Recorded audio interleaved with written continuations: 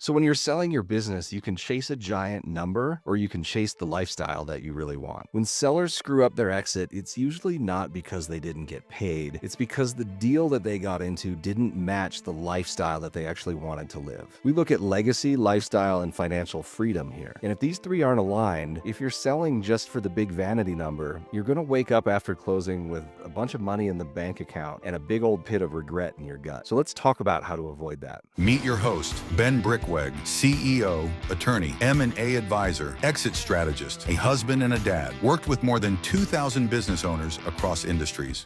Before we get rolling, let's get one thing straight. Just because your host, Ben Brickweg, is a licensed attorney, a FINRA-registered rep, and an M&A advisor doesn't mean anything on this show is legal advice, financial advice, or investment advice. And it damn sure isn't tailored to your situation. If you're looking for that kind of help, and you better believe you should be, hire someone who has your back and knows what they're doing. Buckle up, Buttercup. Here we go. One of the biggest truths here is that financial freedom is not a number. And let's start where most sellers get stuck. They get stuck on the money, right? Too many owners treat financial freedom like it's a scoreboard. They pull a number out of thin air, whether that's 5 million, 20 million, 50 million, 100 million, and they start reverse engineering their fantasy pie in the sky deal. But the question that so often they forget to ask themselves is, what do I actually need to live free? If the deal gives you enough to make work optional, to protect your family, and to have the power to say no to all the bullshit for the rest of your days, that's where real freedom comes in. But if you're chasing a big number that comes with all sorts of strings attached, performance clauses, or 3 to 5 year sentences where you're stuck working for the man who bought your company, that's not freedom. It really becomes indentured servitude with a signing bonus attached to it. So your number doesn't have to come from a spreadsheet or from what you read online or what you hear from your buddies at the country club. The number has to come from your life. So start there. And lifestyle here is the part that most sellers think they'll figure out after the deal, right? Once the wire hits, when they kick their feet up. But that's a huge mistake, because once the dust settles, your time opens up. Your calendar goes quiet. There's no team, there's no client drama. You run out of fires to put out. And you know what? It feels fucking awesome for about 6 weeks. And then you start getting restless. You go start over. You start wondering, what the hell did you do? And why did you actually sell this business? And what are you going to do with your life now? I've seen guys walk away with $50 million in the bank and just spiral out of control. But I've seen other guys walk away with $5 million in the bank and they never look back, because they took the time to figure out exactly what they wanted their days to look like after the sale. You see, lifestyle isn't just a bonus that you get after you sell the business. Lifestyle is a pillar to build your life around after your exit. And if your deal gives you money, but it eviscerates the life you want to live, that's a terrible trade.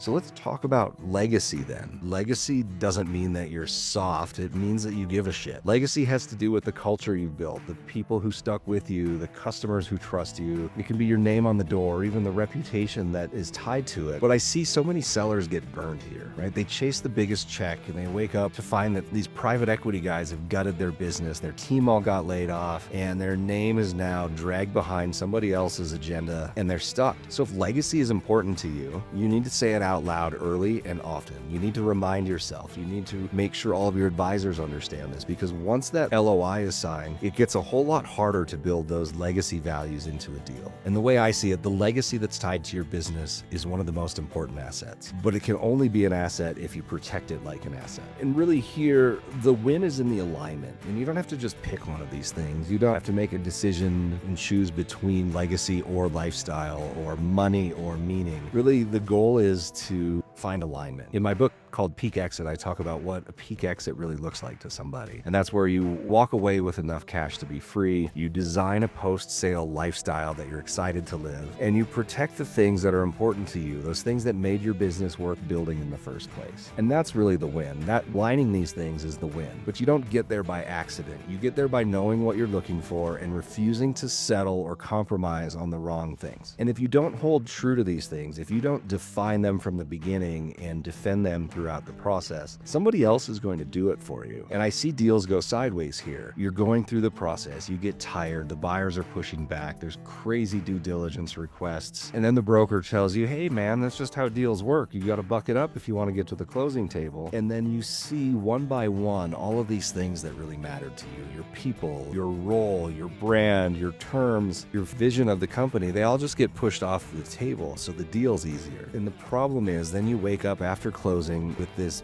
big number in the bank account and that nasty pit in your stomach. And I've seen it. And hell, I've cleaned up after it. So here's the deal. If you don't define what matters early in terms of your legacy, your lifestyle, and your freedom, somebody else is going to. And they're not going to do this in a way that solves for your values. They're going to be solving it for their own upside. So think about it this way. Your exit is more than just a deal. It's a bridge. It's between who you've been as the business owner and who you're about to become. And if you want that bridge to last, you want it to hold and be sturdy, you need to account for your legacy, your lifestyle, and your financial freedom. They all have to align. So take the time, get honest about this, write it down, talk it out with somebody you trust. And if you want somebody on your side who knows how to protect all three, not just chase a number, start the conversation with us by going to exitworthy.com/gifts. We've got all sorts of good stuff in there, from tools and guides and offers and books, some links to have a discussion with our team. It's free stuff, it's useful stuff, it's helpful stuff, and there's no bullshit, no fluff over there. Because remember, you didn't work this hard to just walk away rich and regretful. So let's make sure your exit is worthy of what you've built.